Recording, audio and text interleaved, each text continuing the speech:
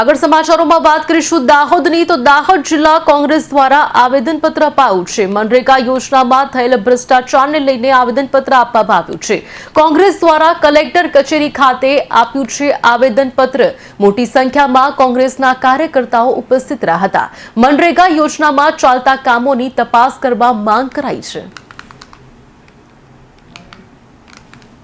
આજે અમે જિલ્લા કોંગ્રેસ સમિતિના પ્રમુખ અને અમારા રાષ્ટ્રીય સેવાદળના અધ્યક્ષ એવા લાલજીભાઈ દેસાઈના લીડરશીપમાં આખા દાહોદના કોંગ્રેસના કાર્યકરો અને પદાધિકારીઓ ડીડીઓ અને કલેક્ટર સાહેબને રજૂઆત કરી કે ઉનાળો આવી ગયો છે અને લોકોને હવે મજદૂરી ના આપો તો લોકોને પલાયન કરવાની જે વાત છે તો બધા ગાડીઓ ભરીને બસ ભરીને સૌરાષ્ટ્ર ને સુરત ને બધે જવા માંડ્યા છે। લોકોને જે મનરેગાના કાયદા હેઠળ કામ આપો એવી અમે રજૂઆત કરી છે। આજે અહીંયા દાહોદમાં જિલ્લા કોંગ્રેસના પ્રમુખશ્રીની આગેવાનીમાં જિલ્લાના બધા જ આગેવાનોએ સાથે મળીને દાહોદ જિલ્લાની જે વર્તમાન સ્થિતિ છે, ખાસ કરીને અહીંના બાળકોના કુપોષણ, અહીંયા ચાલતો ભ્રષ્ટાચાર અને અહીંથી રોજગારના અભાવે સ્થળાંતર કરતા લોકો જે છે એને લઈને એક આખો કાર્યક્રમ હતો। કારણ કે અહીંયા બાળકો 53% વધારે બાળકો દાહોદ જિલ્લાના જે છે કુપોષિત છે। બીજી બાજુ અહીં આખા ગુજરાતમાં સૌથી હાઈએસ્ટ માઇગ્રેશન ક્યાંયનું હોય તો એ દાહોદ જિલ્લાનું છે। અહીંયા વડોદરા, અમદાવાદ, સુરતથી લઈ અને સૌરાષ્ટ્ર સુધી લોકો જે છે એ જવું પડે છે।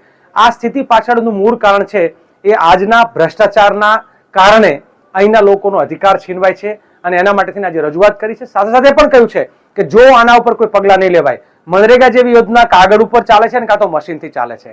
કુવાઓ ખોદવાનું બજેટ જે છે એ 5 લાખનો જે કુવો ના થઈ શકે એના માટે માત્ર 2 લાખની વાત કરે છે। એના કારણે લોકો સિંચાઈની વ્યવસ્થા પણ નથી કરી શકતા।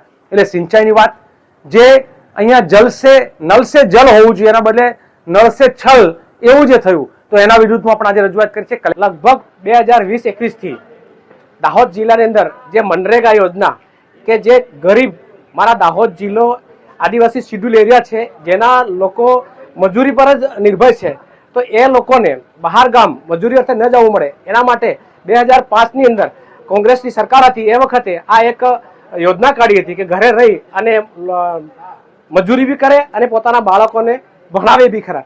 ત્યારે આજના સમયમાં આ ભાજપની સરકારે એક 2020-21 થી એવો એક સંચેડું છે કે જે અમારી પાસેથી દાહોદ જિલ્લામાંથી ટ્રાઇબલની બી ગ્રાન્ટ એ લોકો છીનવી લીધી છે, એટીવીટીની બી ગ્રાન્ટ એ છીનવી છે અને હવે બાકી હતું આ નરેગાની પણ આ ચૂંટાયેલા પ્રતિનિધિઓ, ધારાસભ્યો, સંસદ સભ્યો અને મંત્રીઓ એની અંદર માથું મારી અને એમની જ ભલામણથી આ લાભાર્થી પાસે છીનવેલું આયોજન કરી અને મોટા પાયે ભ્રષ્ટાચાર કરે છે।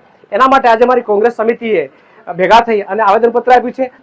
આજે દાહોદ જિલ્લાના સૌ આગેવાનોએ મળીને કલેક્ટરશ્રીને અને ડીડીઓ સાહેબને અમે આવેદનપત્ર આપ્યું કે દાહોદ જિલ્લાની જનતા ગુજરાત જાય છે, અમદાવાદ, બરોડા, સુરત મજૂરી અર્થે, તો એનર્જી યોજનાનો કાયદો ઘડેલો છે સરકારે, તો સરકાર અહીંયા કામ આપવામાં કેમ નિષ્ફળ નીવડે છે એ એક સવાલ હતો। એની સાથે સાથે કૂવાનું કામ 2 લાખનું કર્યું। 5-10 વર્ષ પહેલા 6.5 લાખનો કૂવો હતો, તો 2 લાખમાં કૂવો ક્યાં ખોદાય? એની સાથે જમીન લેવલિંગના કામ નથી આપવામાં આવતા, ચેક ડેમના કામ નથી આપવામાં આવતા, કેટલ શેડના કામ નથી આપવામાં આવતા, તો કેટલ શેડ લોકોના ઢોરો બહાર બંધાય છે। જમીન લેવલિંગ ખાડા ખપચાવાળી છે, ડુંગરાળ જમીન છે, જો જમીન લેવલિંગના કામ આપે તો લોકો ખેતી કરી શકે, એમને બહાર ગામ જવું નહીં પડે, એના માટે જમીન લેવલિંગના કામ આપે એની પણ વાત કરી અમે।